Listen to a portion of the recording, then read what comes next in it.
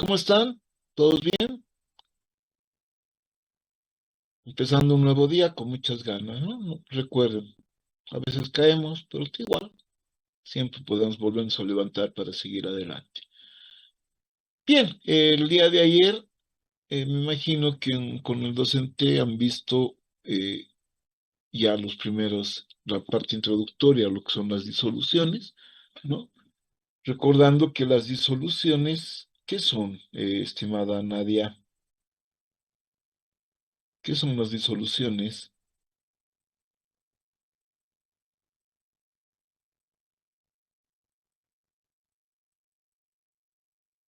¿Han visto o no han visto ayer, jóvenes, lo que es una disolución?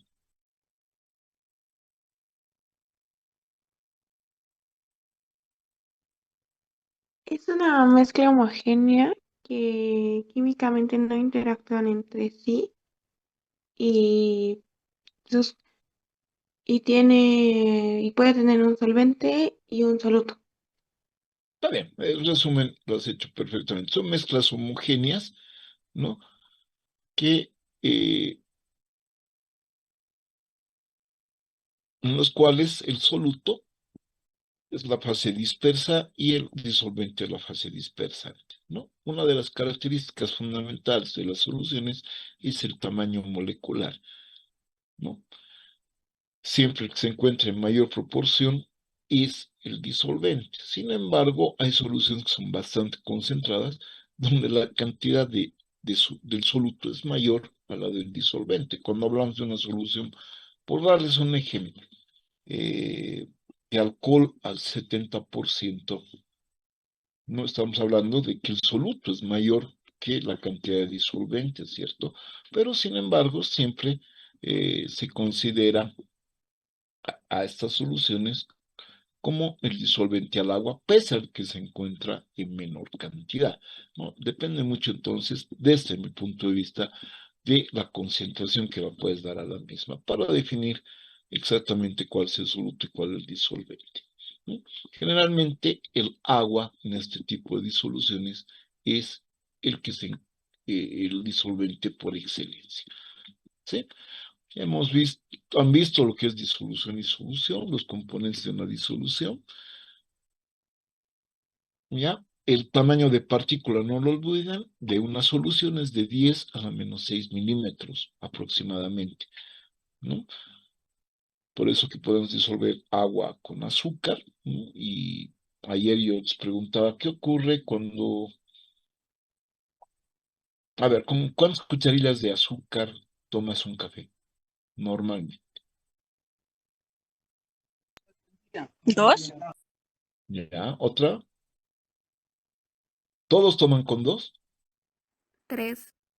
Uno toma con tres. ¿Otro? Con uno. Uno. Con uno, hay otro con cuatro, Abigail con cinco. Eso es variable, ¿cierto? ¿No? Por tanto, esa es una característica de las mezclas, ¿ya? Es una característica de las mezclas. Un ratito, por favor, he dejado de compartir.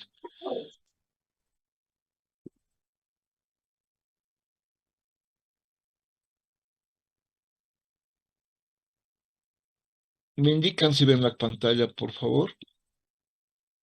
¿Está viendo? Doctor. A ver, ¿tiene movimiento? Sí, doctor. Ya, ok, gracias.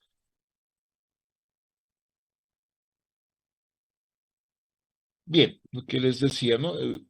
Entonces depende mucho de cómo queramos ver a una solución en sus diferentes cantidades de soluto. Por tanto, una disolución va a tener siempre una composición variable.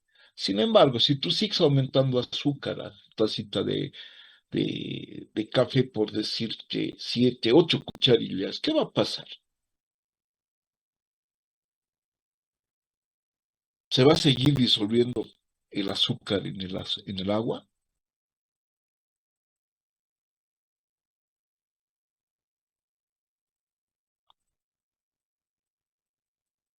No, obviamente que no, Magalí. Gracias por la ¿no? Va a haber una cierta cantidad de azúcar que no se va a disolver. Y eso influye bastante en lo que es la solubilidad de las soluciones, ¿ya? Han visto las características de las soluciones, por ejemplo, el tamaño molecular, que siempre es iónico, ¿no? Cuando son líquidos son de tipo transparentes, no dispersan la luz. El soluto permanece distribuido uniformemente en la solución y no sedimenta con el tiempo. Los medios físicos en los cuales se pueden preparar sus componentes son generalmente la destilación y la evaporación. Conducen electricidad, aquellas sustancias que pueden formar iones en una disolución, ¿no? En el caso de una sal, por ejemplo. No así el azúcar. El azúcar no es ionizable, solamente eh, es un estado de disgregación que tiene en el lado del agua, ¿no? O sea, no, pues, el agua forma puentes de hidrógeno con los iones oxidrilos que tiene la molécula de azúcar. La solubilidad es de vital importancia para una disolución. Recuerden que lo similar disuelve a lo similar, a mayor temperatura hay mayor solubilidad, y en los gases, cuando se aumenta la presión, se puede aumentar la solubilidad de los mismos, y esta está en forma directamente proporcional, ¿no? Van a averiguar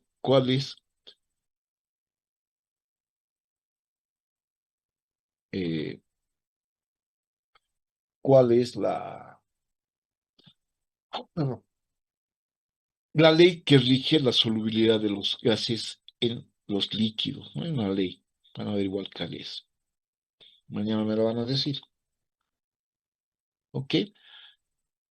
La clasificación de las dispersiones según el tamaño de partícula, no sé si recuerdan, si han visto esto y me dicen cuáles son.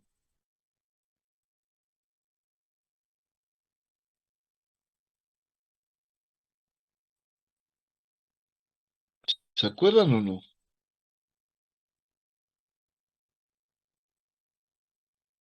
Según Suspensiones y el tamaño de coloides. partícula se dividen en En dos, en suspensiones y en coloides. tres, amigo. Suspensiones, coloides y soluciones. ¿Ya? Bien. Los coloides se caracterizan porque la fase dispersa es parcialmente soluble, ¿no? Eh, Sus partículas pueden sedimentar o decantar fácilmente debido al diámetro de la partícula, que es aproximadamente mayor a un micrómetro, ¿sí? Cuando se deja estas soluciones en reposo, siempre tienden a separarse. Por ejemplo, era un jarabe o una pintura vinílica, donde vive el día de ayer. Los coloides, en cambio, son un tipo de dispersión donde las partículas dispersas llamadas micelas se encuentran en constante movimiento tipo zigzag, el cual le da una estabilidad al coloide, ¿no? Y además, mediante un movimiento denominado el movimiento browniano, que permite la difracción de los rayos de luz. A este efecto se lo conoce como el efecto Tyndall, ¿no? Cuando hay bastante niebla y vemos una lámpara o una luminaria de una avenida, vemos que esta luz se dispersa, no la vemos muy clarita, ¿no? Se la ve como una nube. A este se denomina el efecto Tyndall debido al tamaño de partícula de de este tipo de mezcla que es líquido-gas, ¿no? Y claramente podemos ver eso también en los conciertos, ¿no? Cuando botan humo, ¿no? Los juegos de luces se comienzan a poner más tenues, pero dando un aspecto, eh, no sé, un aspecto visual bastante interesante y lindo de ver. Precisamente aquí utilizan ese efecto, el efecto Tyndall, para dar esa impresión en los conciertos. La mayoría de las disoluciones son de tipo acuosa. Cuando comenzamos a disolver, también podemos ver claramente el movimiento browniano de las partículas al azar, que se da por todo mientras se está disolviendo, hasta que se homogeniza totalmente. ¿Sí? ¿Han visto sistemas de coloidales el día de ayer?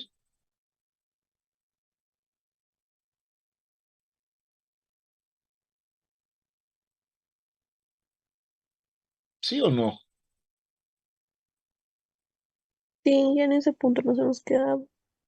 Ya. A ver, ¿por qué los gases no forman coloides?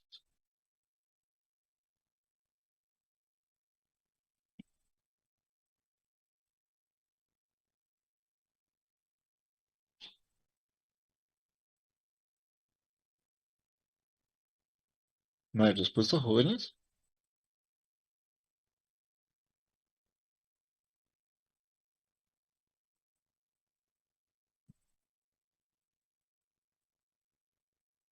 Porque son completamente miscibles, ¿no? Los dos gases normalmente son miscibles entre sí y no pueden formar eh, sustancias tipo con miscibilidad parcial, ¿de acuerdo? En cambio, un líquido con un gas, caso de las nubes, la neblina, el spray, son ejemplos de sistema aerosol líquido, ¿no? Por ejemplo, alguien me puede decir qué es el bajo, BAHO, BAO.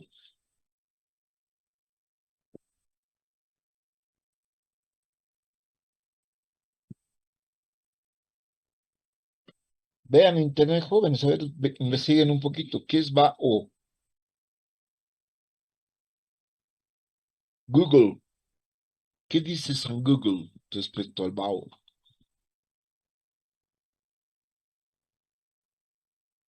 Dice que es un vapor que desprenden los cuerpos en determinadas condiciones de temperatura y humedad. Ah, ¿qué ejemplos me podrías dar?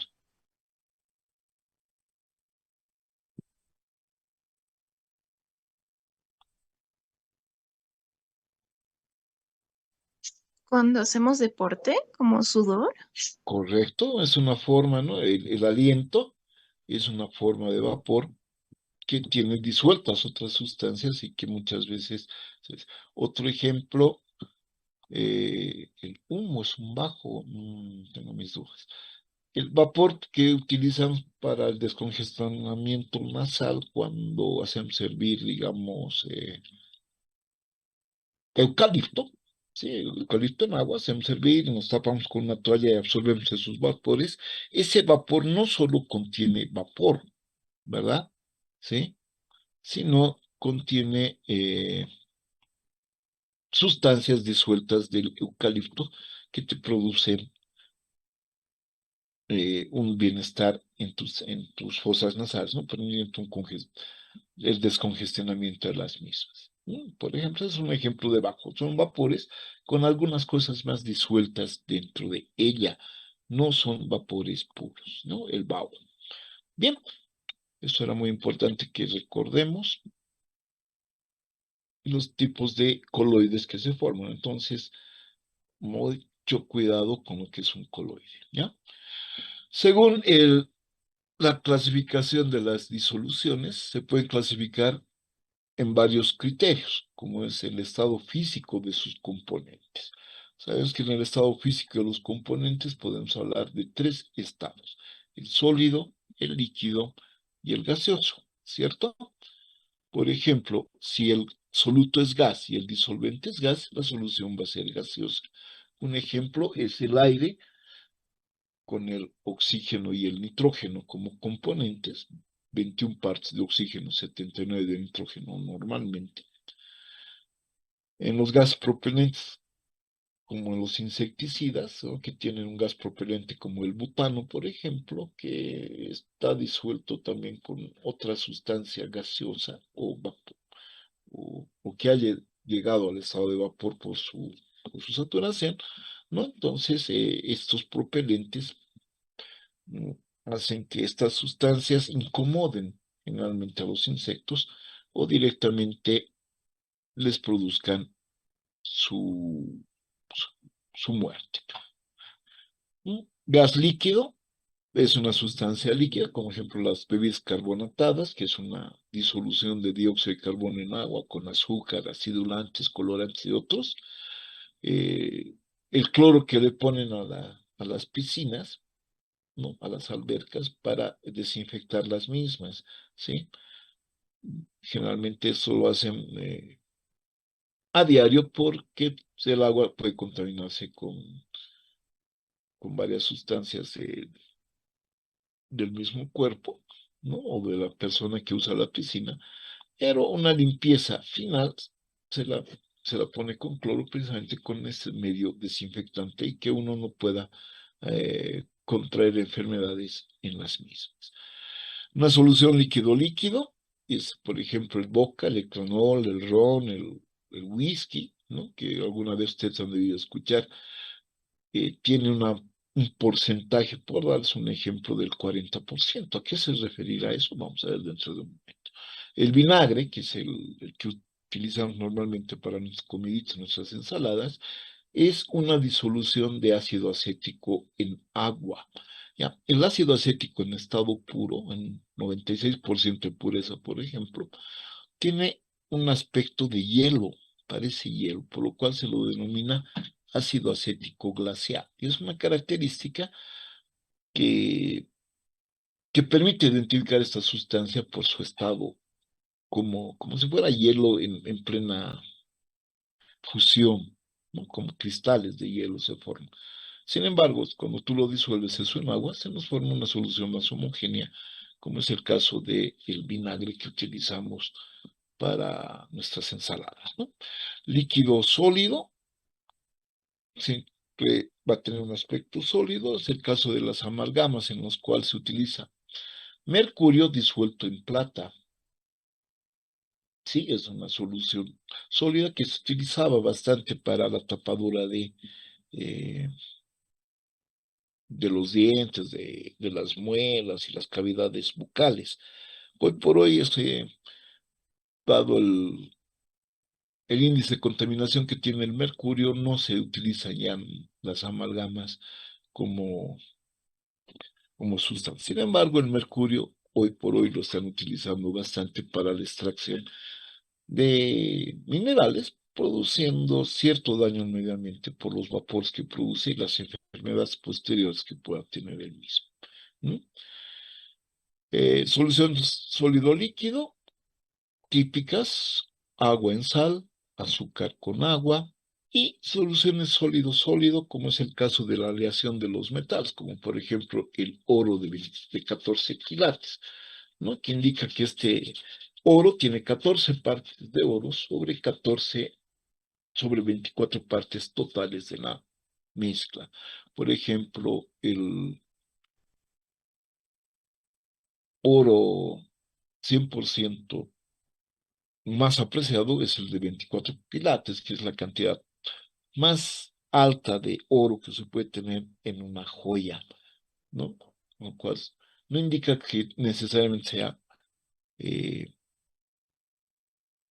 oro puro, ¿verdad? Sino que hay una cantidad de oro disuelta en un metal de soporte que es máximo de 24 partes, que es lo máximo que puede disolverse en ese soporte. ¿Ya? Ok. Los componentes no siempre se encuentran en el mismo estado de agregación. ¿No? Y las soluciones más comunes siempre van a ser las soluciones acuosas. ¿Alguna pregunta al respecto, jóvenes?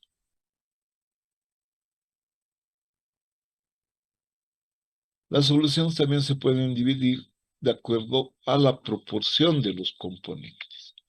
La concentración de una solución expresa la cantidad de soluto disuelta en una determinada cantidad de solvente o de solución, ¿no? Estas proporciones de los componentes se pueden clasificar en los siguientes tipos de soluciones. Las soluciones insaturadas son aquellas que tienen la menor cantidad de soluto que la necesaria, ¿no? Las concentradas tienen bastante cantidad de soluto disuelta, pero el solvente todavía puede seguir admitiendo más solvente, diré más soluto.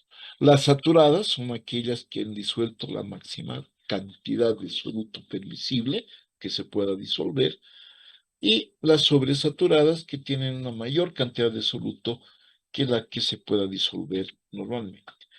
Ya, generalmente este tipo de soluciones se observa por el color y podemos recurrir a la colorimetría para tal efecto. ¿Alguna vez ustedes han debido comprarse el famoso Yupi, ¿no? Ese refresco en polvo que sirve para mitigar la sed, pero también causa mucho daño debido a la cantidad de edulcorantes que tiene, ¿no? Entonces, nosotros si ponemos media cucharillita en un vasito, vamos a tener un color semi-rosadito, ¿no? Le vamos a aumentar un poquito más, va a aumentar el color, la tonicidad, perdón, el color va a incrementar, lo que implica que hay mayor soluto disuelto, y así sucesivamente vamos a ir llenando hasta que va a haber una cierta cantidad, ya el color muy intenso, en el que vamos a notar que cierta cantidad de soluto ya no se llega a disolver. Entonces, podemos afirmar por el color que presenta una solución que una solución está diluida o concentrada, ¿no? Por ejemplo, si tú pones agua con Coca-Cola, ¿no? Le vas poniendo primero a 100 mililitros de agua una cucharita de Coca-Cola. A los 100 mililitros de agua le pones después 2 o 3 cucharillas de Coca-Cola. A la siguiente ya le puedes poner la mitad y vas a ver que cómo van a ir cambiando los valores. Aquí ya una 3/4 partes sería Coca-Cola y una de agua, y la última Coca-Cola pura, ¿no? Entonces, por los colores podemos también diferenciar cuál de ellas tiene mayor cantidad de Coca-Cola, que nos representaría la concentración de la misma, ¿no? Es una forma cualitativa de determinar la concentración de las soluciones, ¿ya? Y cuando están sobresaturadas, como el caso de la famosa salmuera, no es la cantidad de agua que pones en un recipiente y le pones cualquier cantidad de sal, más de la debida, y vas a notar que tu agua no llega a disolver toda la cantidad de sal, va a haber una cierta cantidad de agua de sal, perdón, que va a permanecer al fondo de la misma. O también, si tomes la temperatura, es decir, lo calientas un poquito más, la cantidad de soluto que se va a disolver va a ser un poquito más. Entonces podemos hablar de una solución saturada hasta llegar a que no se disuelva más y hablamos de una sobresaturación. ¿Para qué se usan las almohadas? Para el salado, por ejemplo, de quesos, para el condimentado o el reposo de alguna carne que tiene que absorber la sal para tener un mayor sabor, junto a otros condimentos, ¿no? ¿De acuerdo? Bien. Por la disgregación del soluto, las soluciones podemos dividir en dos tipos. Las soluciones iónicas, que tienen como soluto a un compuesto, el cual al disolverse se disocia o ioniza, por lo cual estas soluciones son conductoras de la electricidad. Por ejemplo, el cloruro de sodio disuelto en agua, el sulfato de níquel que utilizan para el cromado y el zincado de algunas piezas metálicas, ¿no? Por ejemplo, el niquelado, utilizan sulfato de níquel en una solución en la cual, al permitir el paso de la corriente eléctrica, permite el depósito de níquel metálico o de cromo metálico sobre una superficie metálica también, ¿no?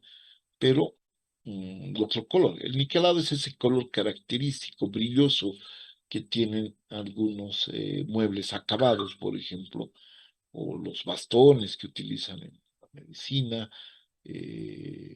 los parachoques de los vehículos, etcétera, ¿no? Están niquelados totalmente o cromados. Eso debido a la propiedad de estas soluciones de transportar la energía eléctrica y producir la deposición de estos metales en estado puro sobre la superficie de otros. Las soluciones moleculares, en cambio, son aquellas que tienen como soluto a un compuesto el cual al disolverse se disgrega, es decir, se acomoda dentro del soluto, ¿no? Sin embargo, este no se ioniza, por lo tanto, no transporta la energía eléctrica, no son conductores de la electricidad. Un ejemplo de ellos son el agua con azúcar, el agua, una solución de alcohol con agua, etcétera, ¿no? ¿Sí? Entonces, basta que estas soluciones no conduzcan a la elasticidad para denominarlas sustancias moleculares.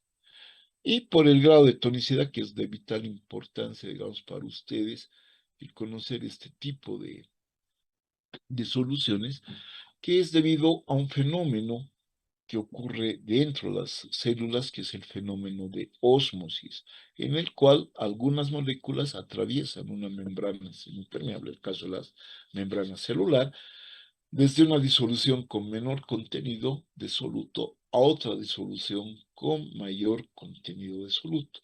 Pero este efecto se clasifican en tres tipos: las soluciones hipotónicas, las soluciones isotónicas y las hipertónicas.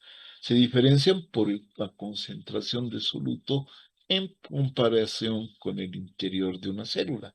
Así tenemos que una solución hipotónica tiene baja concentración, haciendo que el agua entre a la célula. Una solución isotónica es el que tiene una concentración idéntica de agua que entra y que sale de la misma, manteniendo a la célula estable, es decir, en equilibrio.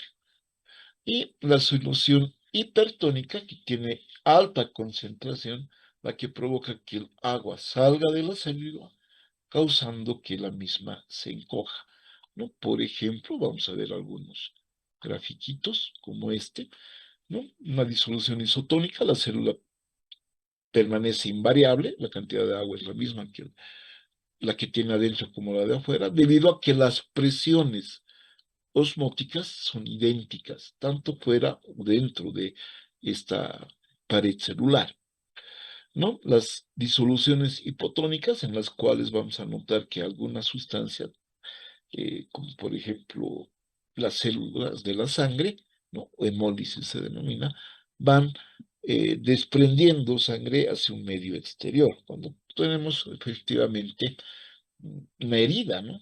Comenzamos a gotear debido a la diferencia de presiones que se ha generado eh, en el corte o la herida que hemos tenido, ¿no? Y las disoluciones hipotónicas, que es una total deshidratación de la misma, ¿no? Un otro ejemplo que tenemos de este tipo de disoluciones que pasan es cuando, a ver, por darte un ejemplo, tienes un durazno normal, que lo pones en agua y lo dejas unos minutos y el durazno no va a sufrir ninguna alteración. Pero, sin embargo, si pones una quiza, el famoso durazno seco, lo pones en agua, ¿sí? El durazno va a tender a absorber agua hacia sí misma, ¿no? Produciendo que ésta se hinche. Por eso podemos hablar de una disolución de tipo hipotónica, ¿no? Y cuando producimos la deshidratación total de esta fruta, es decir, le quitamos todo el agua, ¿no? Estamos hablando de una solución de tipo hipotónica dentro del durazno, a lo cual desde el punto de vista de la sangre se denomina crenación. Sin embargo, este tema lo van a ver con mucho detalle en la parte de biología, al cual corresponde explicar de mejor manera este tema, ¿ya? ¿Alguna pregunta, jóvenes?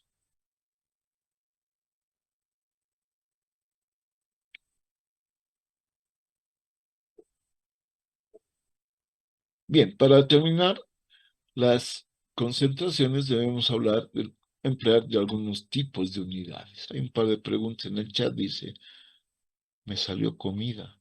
No sé qué es eso. Todo posi, dicen. Ok, pensé que eran mensajes más. Bien, las unidades de concentración, para determinar la concentración de una solución, se emplean dos tipos de unidades.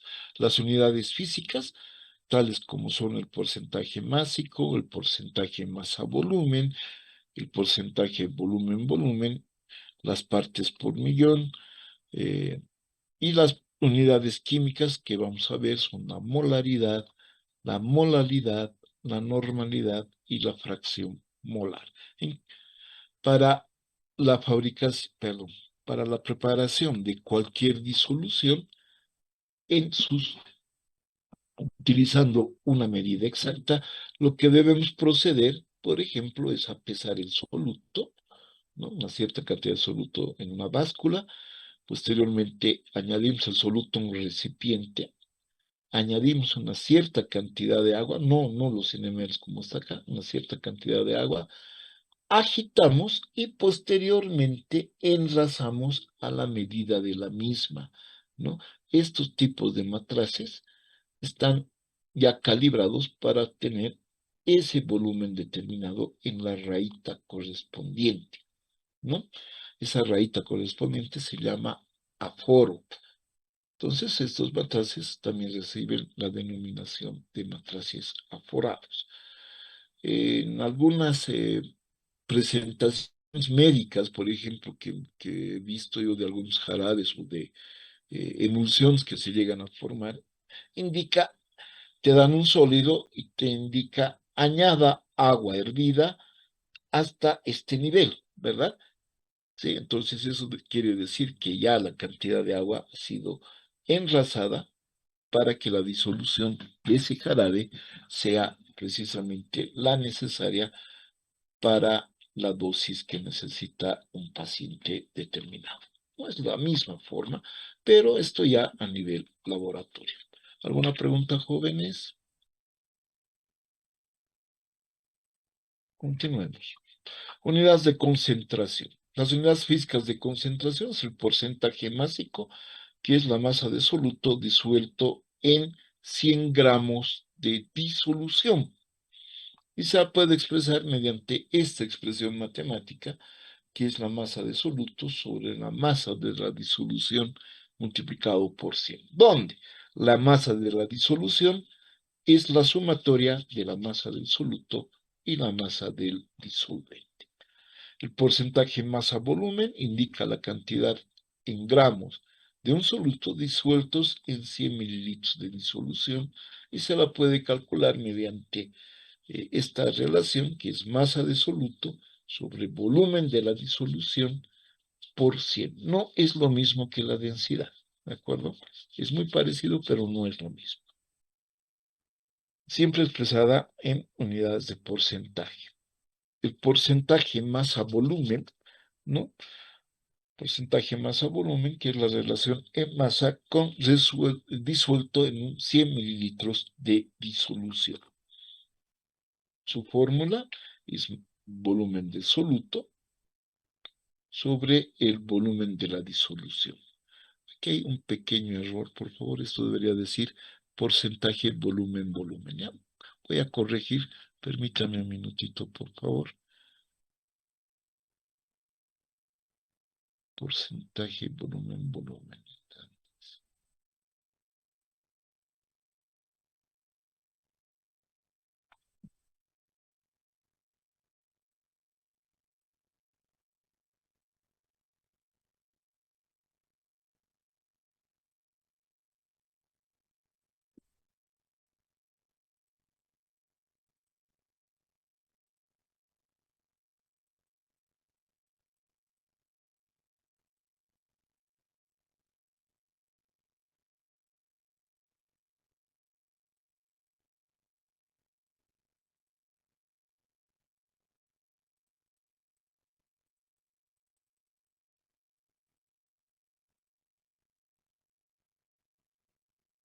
Bien, les hablaba del porcentaje volumen. Un momentito, por favor.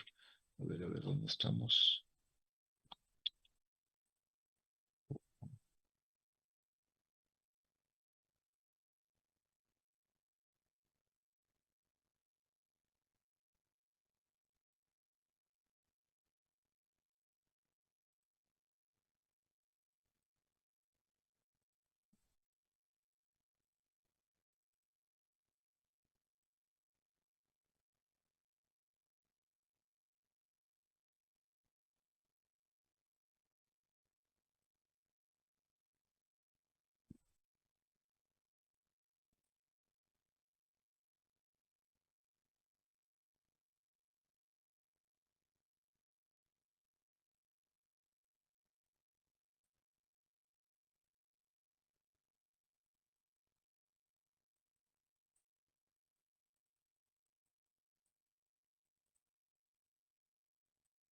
Bien, habíamos quedado en esta diapositiva, ¿no? El porcentaje volumétrico es el volumen de soluto disueltos en 100 volúmenes de disolución, y las partes por millón, que es ppm, se denominan los miligramos de solutos disuelto en 1.000.000 de miligramos de disolución.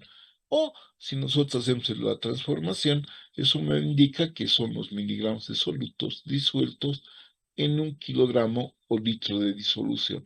Esta unidad se utiliza mucho para expresar concentraciones muy pequeñas, pero de carácter tóxico, ¿no? Por ejemplo, la cantidad de ppm permitidas de plomo dentro del organismo de mercurio es de 0,1 ppm, ¿no? Es una cantidad mínima. Por encima de eso puede causar problemas de tipo hormonal bastante graves, ¿no? ¿Sí? Unidades químicas de concentración. La molaridad concentración molar, mol por litro, es la que corresponde al número de moles de soluto disueltos en 1 litro de disolución. ¿Sí? Yo les pregunto un cachito, ¿cómo calculamos el número de moles? ¿Se acuerdan?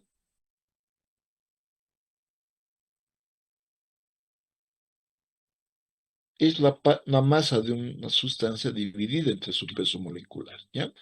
La molaridad o concentración molar, denominada también mol por kilogramo, corresponde a la cantidad de moles de soluto disueltos en 1 kilogramo de disolvente, y lo podemos determinar por la relación moles de soluto dividido entre kilogramo de disolvente. La siguiente es la normalidad o concentración normal, que indica el número de equivalentes gramos por litro, que corresponde a la cantidad de equivalentes gramos disueltos en 1 litro de disolución. Se la calcula mediante la letra N entre corchetes, que significa concentración, el número de equivalentes gramos, sobre el volumen de la disolución. Y la fracción molar, que corresponde a la cantidad de moles de soluto o disolvente en la cantidad total de moles de la disolución. ¿De acuerdo? ¿Sí? Por tanto, la fracción molar puede ser los moles de soluto en una cantidad, entre la cantidad total de moles de la solución, de la misma manera los moles de disolvente entre la cantidad de moles totales de la disolución. Y recuerden siempre que la fracción molar del soluto o de los solutos más la fracción molar de disolvente siempre tiene que ser igual a la unidad. Esta fracción molar también se la puede expresar como porcentaje molar, ¿no? Entonces, en este caso, serían multiplicados por 100, y la relación de la porcentaje molar del soluto más el porcentaje molar del disolvente sería igual a 100. Es lo mismo, ¿ya? Entonces, las fracciones molares, en este caso, se están expresando en tanto por 1. Y cuando hablamos de porcentajes, en tanto por 100. ¿No? Esa es la diferencia. Pero el resultado siempre es el mismo. Bien, les hablaba del equivalente gramo, que tiene un poquito de complicación para poderlo entender. ¿Qué es un equivalente gramo?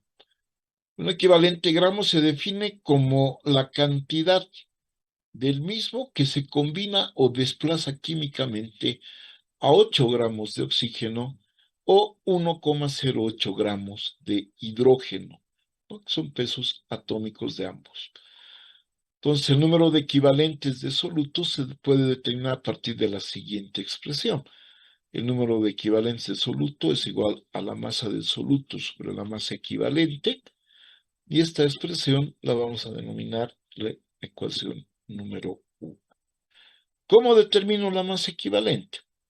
La masa equivalente o masa molar equivalente es igual a la masa o peso molecular del soluto sobre un factor Z. Este factor Z es el número que depende de la naturaleza de las sustancias y de la clase de reacciones donde participen los compuestos. Por ejemplo, tenemos los siguientes. Para los metales es la relación entre la masa atómica del metal y su valencia. Por ejemplo, el aluminio tiene un peso atómico de 27 y su valencia es 3. Por tanto, indicamos que 9 gramos es equivalente a un equivalente gramo. O si gustan, la masa equivalente del aluminio es de 9 gramos por cada equivalente gramo. Igualmente, para los ácidos es la masa molecular dividido entre el número de hidrógenos acídicos que presenta el ácido. Acá el ácido sulfúrico tiene 2 hidrógenos, por tanto, su peso molecular lo dividimos entre 2 y tenemos la masa equivalente, que es de 49 gramos por cada equivalente gramo. ¿Sí? La masa molecular se basa en el número, perdón, la masa molecular de una base o hidróxido dividido entre el número de oxidrilos. ¿Sí? Por ejemplo, el peso molecular del hidróxido de calcio es de 74 y tiene 2 oxidrilos. Por tanto, la masa equivalente es igual a 37 gramos por equivalente gramo. Y de la misma manera ocurre para sales, donde el peso molecular de la sal se divide entre el número de cargas positivas o negativas que tiene el mismo. Por ejemplo, 54 gramos por equivalente gramo. El número de equivalencia está relacionado con la cantidad de sustancia. Al reemplazar en esta ecuación la masa equivalente de la ecuación 2 con la ecuación 1, vamos a quedar en la siguiente expresión. El equivalente del soluto va a ser igual a Z veces la masa del soluto sobre el peso molecular del soluto, ¿no? Pero la masa del soluto sobre el peso molecular del soluto me va a dar el número de moles. Basta que encontremos estos números N, que vamos a determinar según la clase de solución, y multiplicar por el número de moles. ¿Sí? De esa manera vamos a obtener los equivalentes gramos del soluto, ¿no? Donde N es el número de moles de la misma. A partir de esta relación, entonces, podemos afirmar que una concentración normal se puede relacionar con la concentración molar mediante la expresión la normalidad es igual a Z veces la molaridad. ¿De acuerdo? Donde Z es, por ejemplo, una solución 2 normal de carbonato de calcio significa que 2 equivalentes hay por cada litro de disolución, ¿no? Donde 2 indica precisamente la cantidad de oxidrilos que tiene la misma. En cambio, si nosotros queremos determinar la molaridad, basta que dividamos la normalidad entre 2 y sabemos que para el hidróxido de calcio, 2 normal equivale a 1 molar. Para aquellos que tienen un solo oxidrilo, un solo ácido, la normalidad es igual a la molaridad, ¿ya? Bien. Mañana vamos a ver lo que son las disolución de las disoluciones, ¿no? Que para preparar disoluciones muchas veces tenemos que acudir a soluciones más concentradas, ¿no? Por ejemplo, ¿quién no ha preparado un pastelito de vainilla? ¿No? Y te dan un pote de vainilla de unos 200 ml. ¿Y cuánto usas de la vainilla para hacer un postrecito? En leche, por decirte, un arroz con leche. Estás disolviendo 3 litros de leche o 4 litros de leche con, qué sé yo, 2 kilos de arroz, 1 kilo de arroz, no sé, ustedes ya saben bien las proporciones, tiene azúcar y se le pone solamente una gotita o 2 gotitas de esencia de vainilla para acentuar el sabor. Si le pones mucho, ya de por sí el sabor del arroz con leche ya es otro, es más fuerte, más penetrante y no sé, incluso puede ser bastante amargo. Entonces, ese tipo de disoluciones, mediante el bajar esta concentración, nos permite crear las disoluciones. Esta parte la vamos a ver el día de mañana con el docente que les corresponde, ¿ya? Por hoy quedaríamos en esta parte. Y bueno, y desearles pues que tengan una excelente jornada, que la pasen muy bien. Será hasta la próxima clase conmigo. Muy buenos días. Muchas gracias, ingeniero. Muchas gracias. Gracias, ingeniero. Hasta luego. Hasta luego, jóvenes. Buen día.